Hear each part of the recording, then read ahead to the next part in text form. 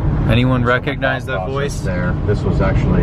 Yep. I'm not actually watching it, guys. I just kind of have it sitting there. Get people together. But I want to say these freaking Canadians cannot drive. I don't understand. Every time there's a car tailgating me, it has an Ontario or some sort of license plate that's from up north. I don't understand what the deal is, man. Like we're behind this truck. Not much we can do. Maserati Ghibli. Not sure what the logic behind that vehicle is, but you know. Even more beautiful girlfriend. I mean, my girlfriend is not the Toyota, but that is her car currently, and I surprised her with this one dream car. Now we all have dream. Oh yeah.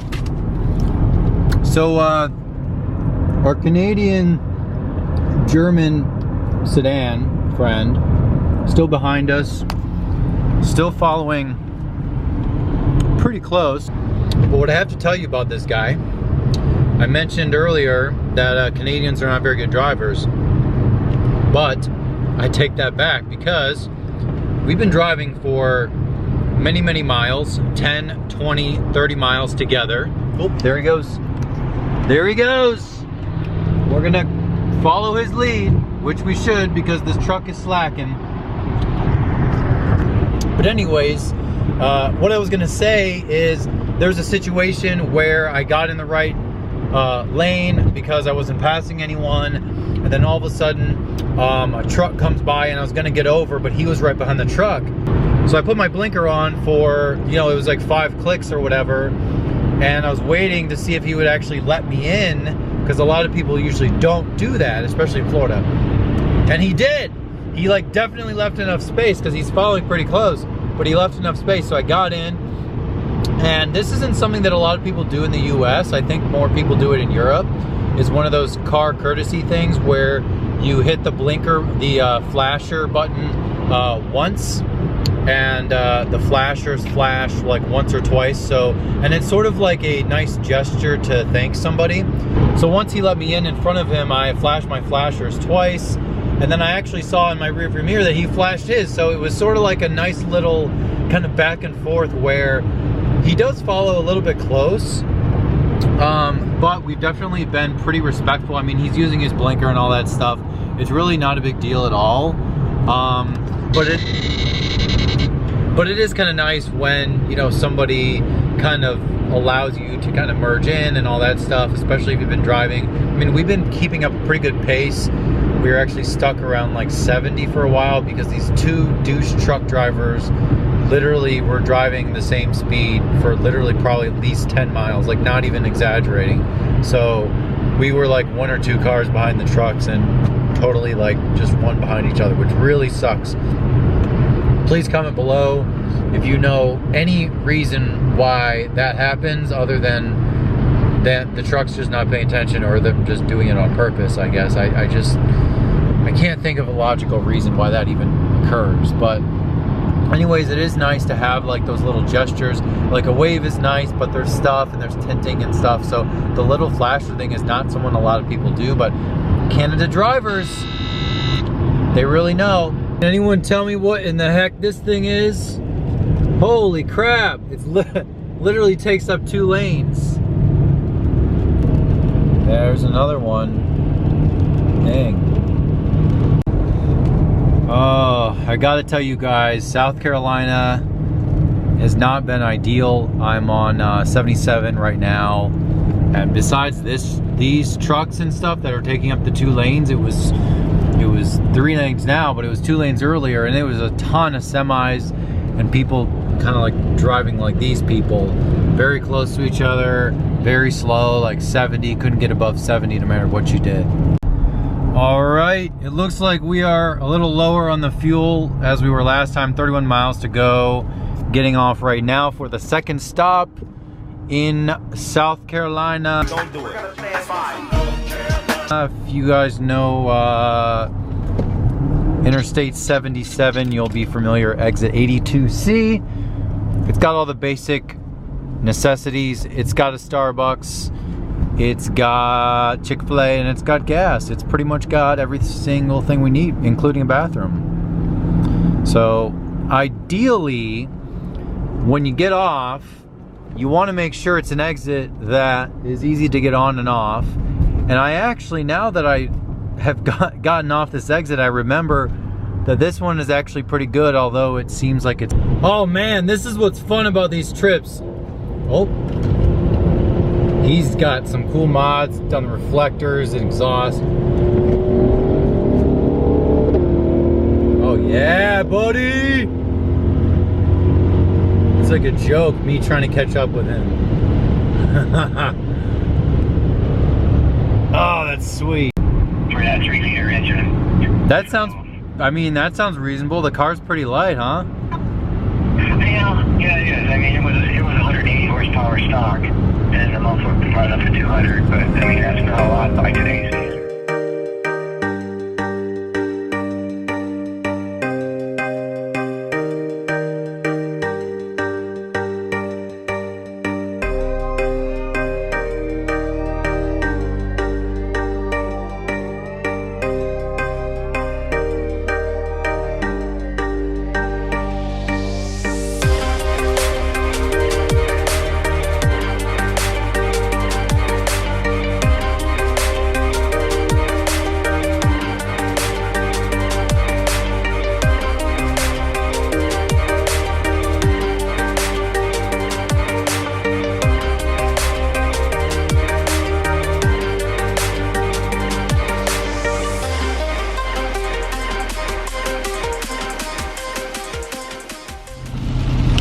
First tunnel. I always like these things. This means that you're getting even closer to the destination.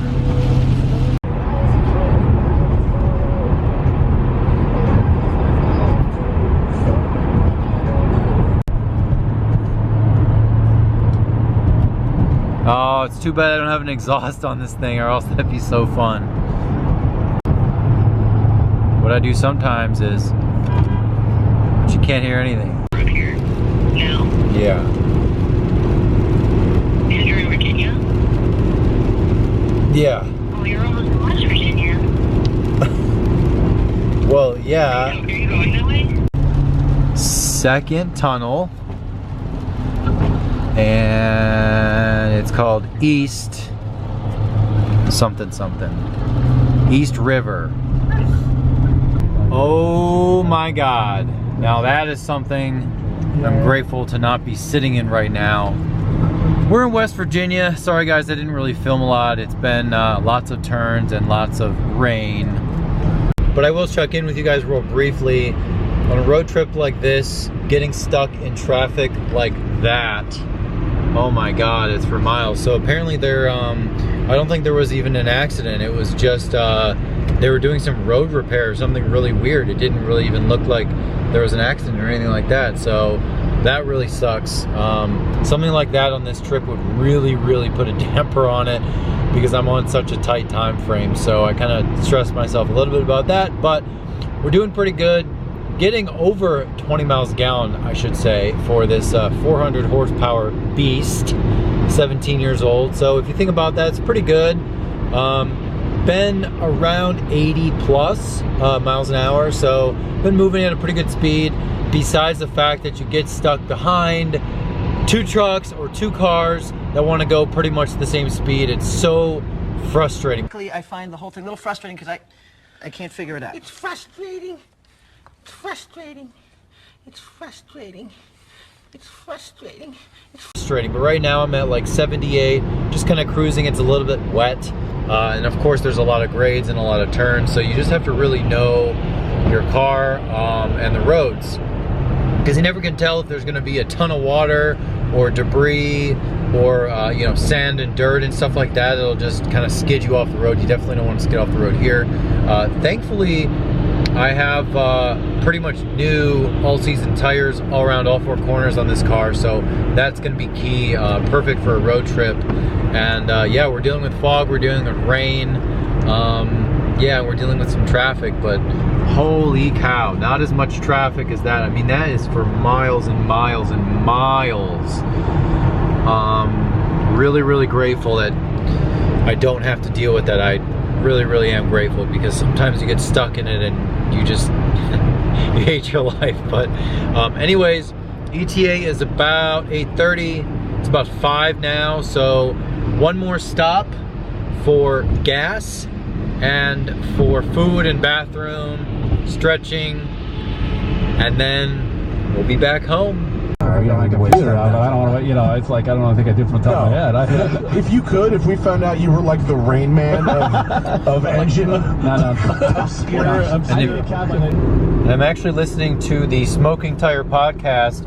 If you guys are interested into BMWs and Audis and you know, Mercedes, Steve Dinan obviously tuned BMWs for decades. He recently sold the company, but it's actually a really good podcast with Matt Farah. They talk a lot of technicals, a lot of numbers, a lot of engine stuff that I don't really understand, but it's pretty cool. Jesus Christ, dude. Freaking huge ass rock just slammed the windshield. So I guess we have a casualty on the trip. I didn't think I was going to be replacing the windshield on this car, but that's sweet. God, freaking, that sucks. Yeah, that's the thing, is you pretty much can't do anything in these kind of conditions. It's rainy, it's gloomy, and I actually thought I was gonna die for a second. That, I guess it could have been worse, but this white car somehow kicked up this huge rock, and there's no way to avoid something like that. Even following a proper distance, you just don't see it coming, you know, that fast. So you guys are wondering why I didn't drive the M3, and one of the reasons is because this car has already seen so many miles. You know, I have to get a new windshield now. Thankfully I have safe light and all that stuff, so yikes, man. That's a boo-boo on the trip. So hopefully that's all we have to deal with. But I'm a little riled up now, as you can probably hear, so that's sweet. Well, now we have number 2 situation, tire defect. No idea what the hell that means, but I will tell you, the car is driving perfectly straight. It doesn't feel any different, but I will be stopping very soon. I don't think this is a TPMS thing. I'm not really sure what the heck this is. You guys can yell at me, but I'm currently driving on the highway in the rain. So anyways, it might, you know what, it might be an ABS sensor or like a brake pad sensor, something like that. I don't know, maybe it's just a sensor. Hopefully it is. But anyways, trip is, well, besides the freaking smashed window, I guess the trip's okay. You know, you're driving freaking 1,000 miles, so you know, things will happen if you drive far enough, I guess. All right, so I'm gonna get back to driving, guys, before I lose my mind. Yeah. My dad was a gardener, and he had a rototiller with a side shaft 7 horsepower braking straps.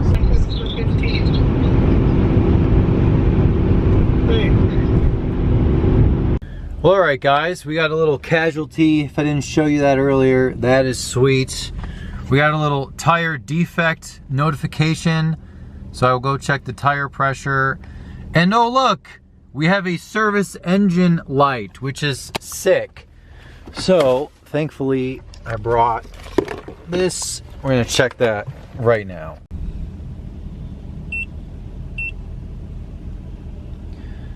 All right, that's just the evap, which is a somewhat normal thing for this car. I haven't replaced that. I think it's just a sensor. So we're gonna erase that. Thankfully it's nothing important. All right, so that light's gone. Gas light will take care of that right now. And let's check the tires.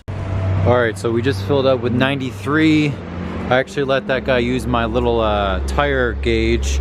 Check them all, and they're all 36, and that one is 34. So, really? So it could be that this tire's a little low, but the rest of them seem fine. And I want to give you guys a quick walk around because I did wash this car before I left, but holy crap, look how disgusting. Always garaged, never seen rain, that kind of thing. Yeah. And this is our issue right there. So that's gonna be fun. All I can say is, holy crap. Alrighty peeps, we got 31 minutes to go outside the beautiful Columbus, Ohio. We've got no engine lights, no tire pressure lights of any sort, but we do have a nasty gash in the front. That was the only casualty, and we have about 26 more miles. We'll be good to go, assuming that nothing else happens and we have a safe trip all the way up. Alright, so with that said, guys, I'm wrapping the video up here. I am beat driving like 16 hours all at once, and car is 136,986 champ. The M5's a champ. Like, let's give it for the M5, everybody. Thumbs up the video for the M5, and my lack of focus here. But anyways, I want to end the video. Thank you guys so much for watching. I know this was like sort of vlog style, but I did want to give you my perspective on what I do on road trips. I keep the stops to a minimum. I keep the speed to a maximum. And no cops. So assuming that nothing happens, cross our fingers for the next 30 minutes. No problems. And we are going to be back in Columbus. So many exciting things are about to happen, guys. So stay tuned for that. Don't forget to subscribe if you like the craziness on the channel. And I'll see you next time.